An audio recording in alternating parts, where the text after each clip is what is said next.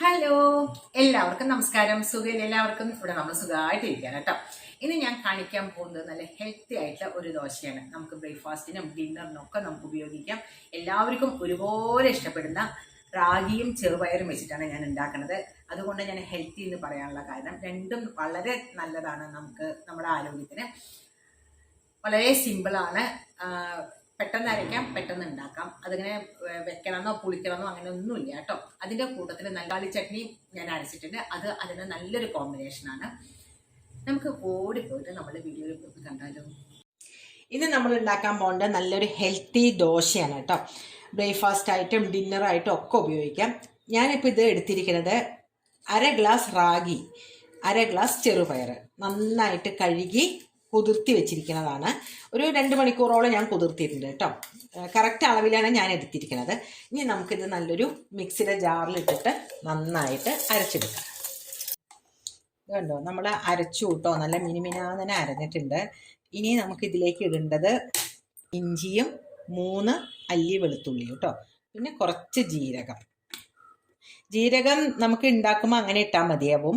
എനിക്ക് പക്ഷെ അത് ഇഷ്ടമല്ല. ഞാനൊന്ന് കൂട്ടി അരയ്ക്കാൻ പോവുകയാണ് കേട്ടോ. ഇതെല്ലാം കൂടി ഒന്ന് നന്നായിട്ട് കൂട്ടി അരയ്ക്കാൻ പോവുകയാണ്. ജീരകം ഇടുമ്പോൾ ഈ ദോശയ്ക്ക് നല്ല മണമാണ്. അപ്പോൾ നമുക്കിത് അരച്ചിട്ട് വരാം കേട്ടോ. അരഞ്ഞിട്ടുണ്ട് കേട്ടോ. ഇനി നമുക്കിത് ഇതിലേക്ക് ഒഴിച്ച്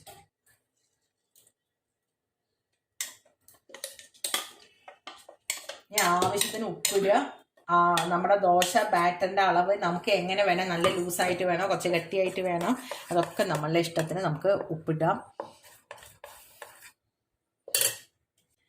ആ വെള്ളം കൂടി ഒഴിച്ചു കൊടുക്കാം. ഇനി ആവശ്യത്തിനുള്ള ഉപ്പും കൂടി ചേർത്തി കൊടുക്കാം.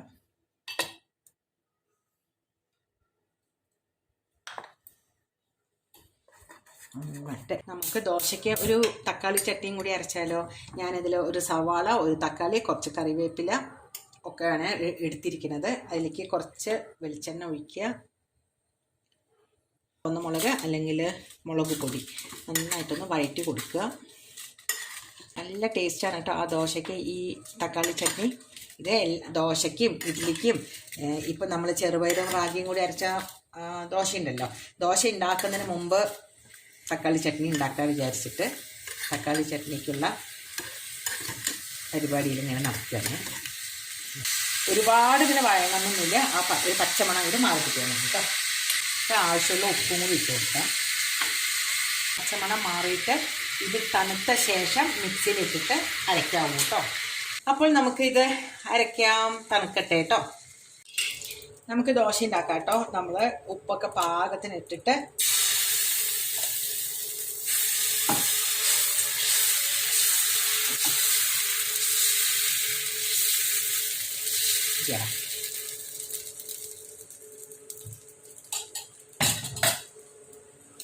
നമുക്ക് കുറച്ച് നെയ്യ് തൂവി കൊടുക്കേ. എൻ്റെ നെയ്യ് ഇത്തിരി കട്ട പിടിച്ചിട്ടുണ്ട്. ഞാനത്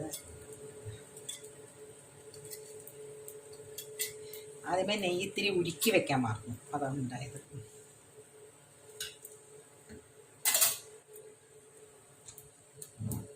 ഇത് കണ്ടോ, നമ്മളൊരു ദോശ ഉണ്ടാക്കി.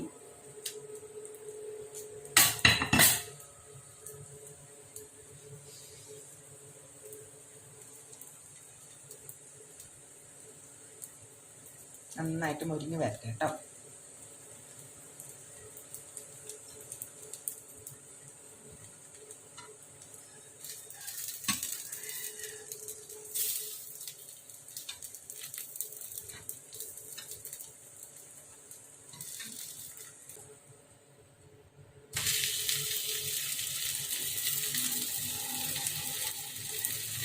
ദോശ തിരിച്ചിട്ട് കൊടുക്കണേ.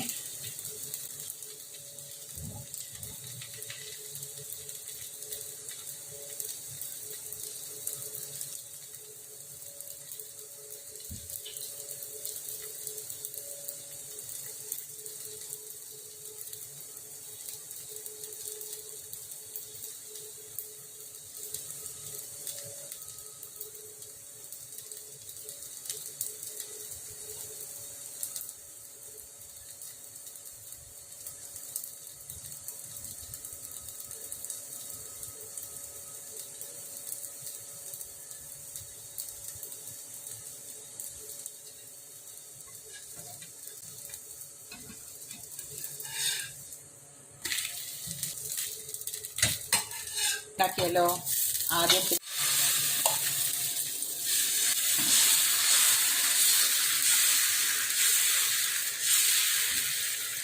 നമ്മളുടെ ഹെൽത്തി ദോശ റെഡി ആയിട്ടുണ്ട്. വളരെ വളരെ ടേസ്റ്റിയാണ്, കഴിക്കാനും നല്ലതാണ്, നമ്മുടെ ആരോഗ്യപരമായിട്ട് നോക്കാൻ വെച്ചാൽ അതിനും നല്ലതാണ്. അതുപോലെ തന്നെ ഈ തക്കാളി ചട്നി നല്ല സൂപ്പറാണ്. അത് നമ്മുടെ സാധാരണ ദോശയ്ക്ക് നന്നാവും കേട്ടോ. അപ്പോൾ ഇത് എല്ലാവരും ഒന്ന് ട്രൈ ചെയ്ത് നോക്കൂ. അടുത്ത വീഡിയോയിൽ കാണുന്നവരെ ബൈ ബൈ. Thank you.